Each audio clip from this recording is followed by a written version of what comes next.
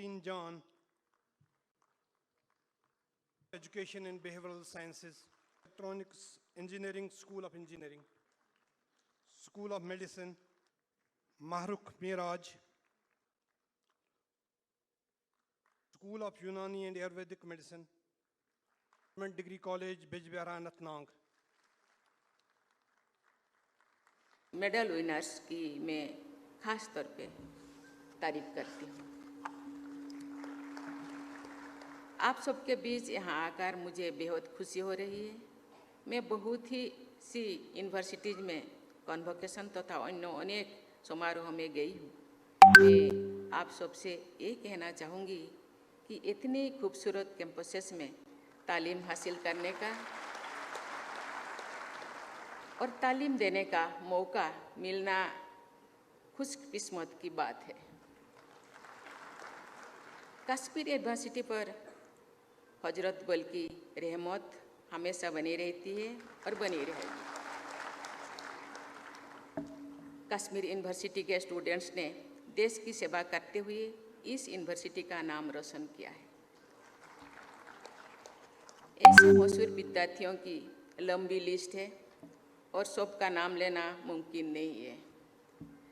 हाल के दौर में श्री गुलाम नबी आज़ाद जी को पद्म भूषण तथा प्रोफेसर चमनलाल सप्रू जी और प्रोफेसर के.एन. पंडिता जी को पद्मश्री से नवाजा गया है।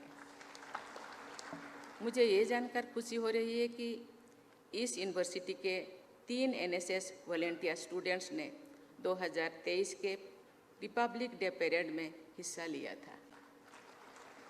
उन तीनों स्टूडेंट्स की मैं तारीफ करती हूँ। उनमें से एक स्टूडेंट किफ़ायतुल्ला मलिक को मैंने 29 सितंबर को राष्ट्रपति भवन में एनएसएस अवार्ड प्रदान किया है।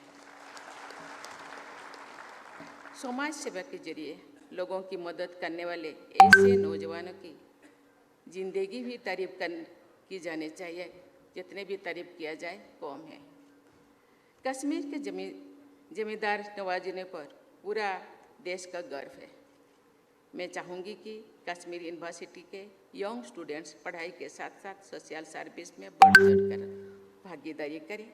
ऐसा करके आप सब स्टूडेंट्स सामाजिक बदलाव लाने में कामयाब होंगे और देश के सामने मिसाल पेश करेंगे।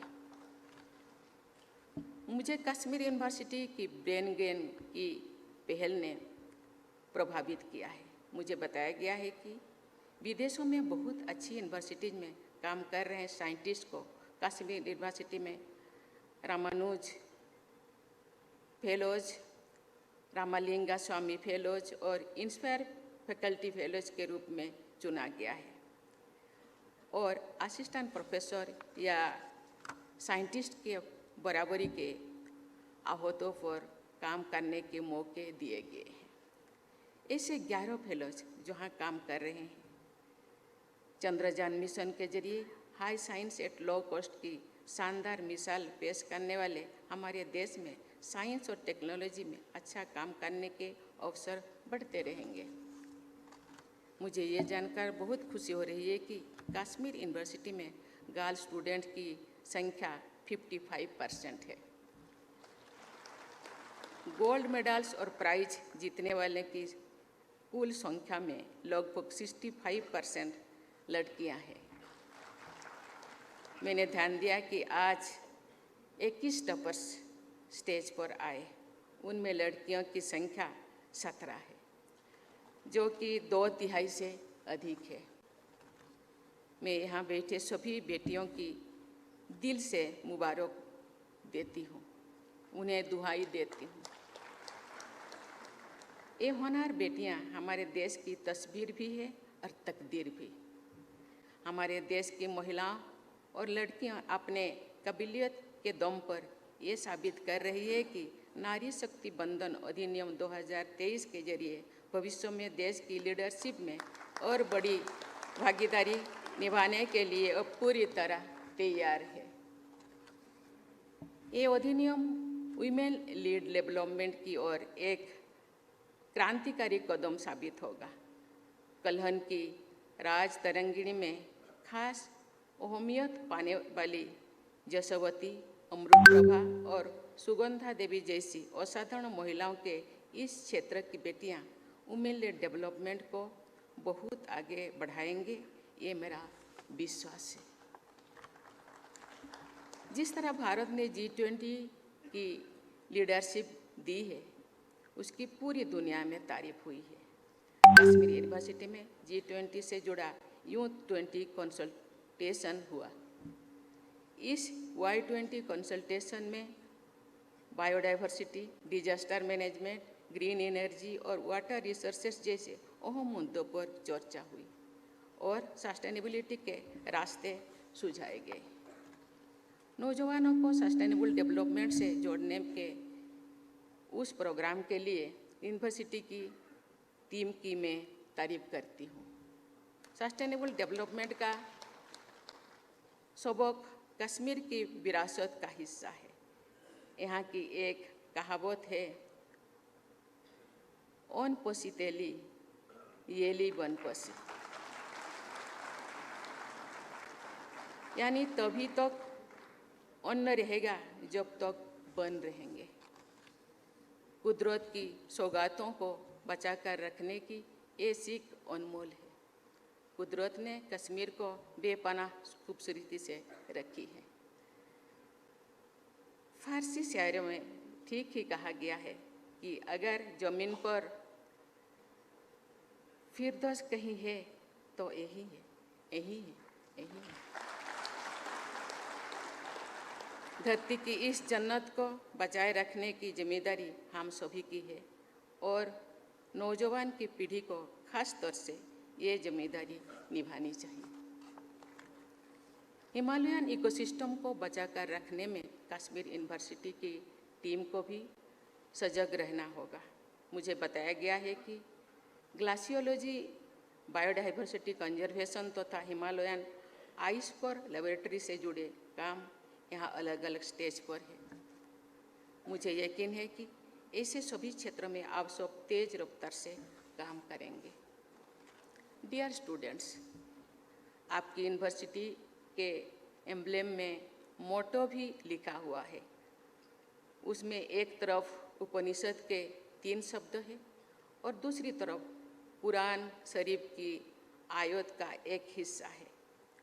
उन दोनों का मतलब एक ही है, हम अहंकार से प्रकाश की ओर चले, जुल्मात या अंधेरों से नूर या रोशनी की ओर चले। इन अमर संदेशों में सबक भी है और दुआ भी, शिक्षा भी है और प्रार्थना भी। तालीम की रोशनी की ओर, अमन चैन के उजाले की ओर हमारे नौजवान जितना आगे बढ़ेंगे उतना ही आगे हमारा देश बढ़ेगा।